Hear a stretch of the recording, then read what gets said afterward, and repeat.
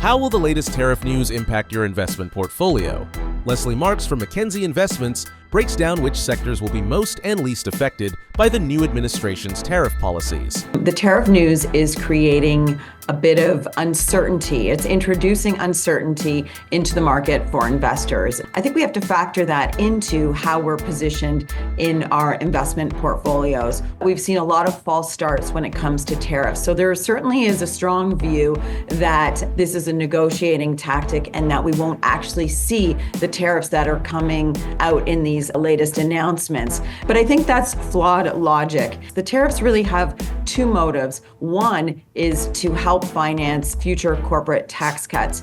But the second is really to result in a change of behavior that ends up landing a greater manufacturing economy in the United States. So without actually implementing any tariffs, it's going to be very hard to accomplish both of those goals for the administration. So I think investors do need to start to think that realistically there is going to be some level of tariffs. I think the manufacturing sector in the short term is probably one that is most exposed, in the sense that any company that is relying on imports from other countries as feedstock for their manufacturing operation will be very much exposed in the near term. There's no realistic way over a short period of time that you can reorient your supply chain domestically.